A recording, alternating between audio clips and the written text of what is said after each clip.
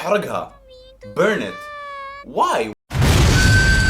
Earlier last week, I got the keys to the 2021 Volkswagen Tiguan R-Line, and I asked you guys on my story if you have any ideas about how to skip boring. And I got a bunch of answers. Some of them are the supportive ones, like whatever you do is gonna be nice. I got 3 or 4 people telling me to take it to the desert, to send it. And that's not so weird because we've got people here, A, taking Yaris's and Picantos to the desert.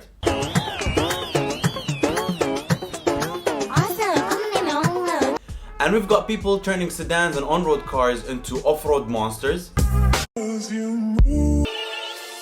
Like a boss. But then I got the very harsh answers of احرقها.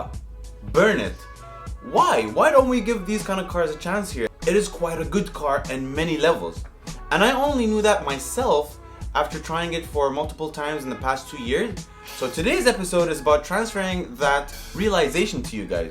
Anyways, what everybody wants to know is what's new. So the new Tiguan gets an updated bumper and headlights. I think it softened the car a little bit and made it a bit more feminine. From the side, it's pretty much the same, but you've got new wheels. At the back, we've got updated taillights, bumper, and exhaust, which look very similar to the Audi Q5. All around the car, the R-Line badge has been redesigned into something more minimal and sleeker, just like the new Volkswagen logo. Now, the biggest changes are inside the car. Touch buttons on the steering wheel, touch AC controls, still no physical volume button, and the touch control needs getting used to. I adore the new gear design. It's much more masculine, to be honest. Other than that, they share the same chassis, drivetrain, and user interface. Something that both these Tiguans share is that they're actually fun to drive. Alright, so let's get technical for all the petrol heads, give you the numbers and statistics.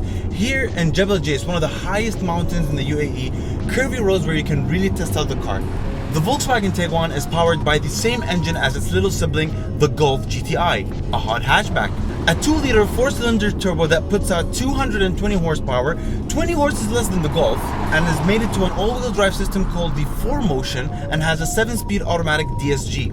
The 4Motion system kicks in when the car needs it. On level surfaces and easy to drive conditions, it makes the Tiguan a front-wheel drive car. It only keeps the front wheel spinning for more efficiency. When I really start pushing the car, however, the 4Motion system starts to sense any kind of slippage and sends the right amount of power to any given axle, basically engaging an all-wheel drive system, giving us the best grip and putting all 220 horses on the tarmac.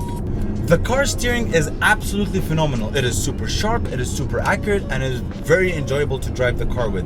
Now, what really puts me down with the Tiguan is the turbo lag. It is immense and it is always there.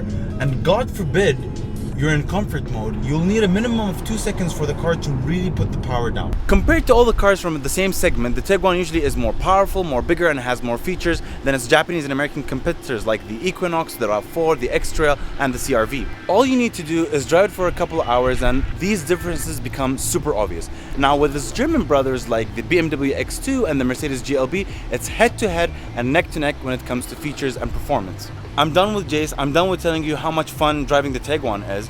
And the worst thing about, Ras Al Khaimah or leaving Jace is how much time you need to get back to the city. But sometimes all you need is a flick of the wrist. Here in the city, I want to talk about all the technology and features that you get with the Tiguan.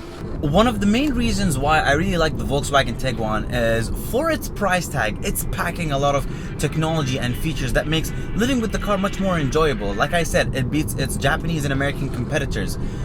You've got your park assist that searches for parking and parks the car automatically for you. You've got your parking sensors and 360 camera that has been hugely refined in this generation. What I also really liked is how Volkswagen developed their navigation system. It's become much more intuitive, much more beautiful to look at. It's much more smoother on the big screen, and you start getting these icons for example, a burger place, burger icon, if the restaurant is halal or not, and what kind of cuisine it is, either a Chinese flag or an Indian flag, and that is absolutely gorgeous.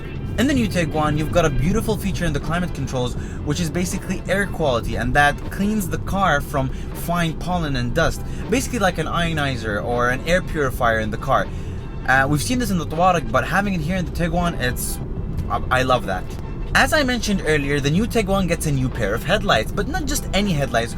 We're talking about IQ lights, which are basically LED matrix technology, meaning that the car has not only one bulb, but a massive amount of LEDs that light up the road according to your speed, driving conditions, surroundings, if it's foggy or sunny or rainy, and it avoids dazzling other people on the road. Away from all the technology, features, and gizmos, driving the car around the city is an absolute pleasure. I mean, the size of the car is not too big, not too small, and fuel efficiency is just amazing for a crossover like this, in the sweet spot in the middle. The ride comfort of the car and the seats are good.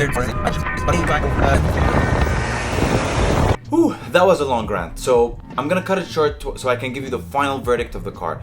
In my opinion, and after trying it and out of experience, I think that the Volkswagen Tiguan is a sweet spot of a crossover. It's not an economical car, and it's not the most exciting car to drive. It's just in the middle. It is not too flashy, it is not too mundane, it is absolutely in the middle. And with the price tag that it has, I think it's absolutely perfect. It's for young people, it's for small families, and I think Volkswagen did an absolutely amazing job creating and designing and engineering this car. And you can see it all around the world, and you can see it on, for example, on pages like Tiguan_info, how young people are customizing it and how small families are using it for their day-to-day picnics and adventures. I love the Tiguan, and I think people should give it a chance and love it too. The thing that makes me sad is the amount of additions that we don't get here. There is the Tiguan Off-Road designed for Russia. There is the Tiguan All-Space or long wheelbase designed for other markets, so it's a bigger Tiguan for bigger families. There is the Tiguan R with 300 or over 300 horsepower. There is the Tiguan X designed for the Chinese market, which is basically a sportback roof.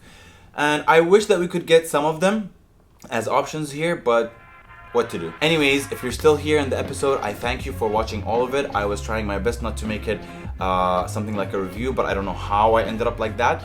My next episodes are going to be more fun. They're not going to be super centrifugal around the car. And yeah, see you on the next one.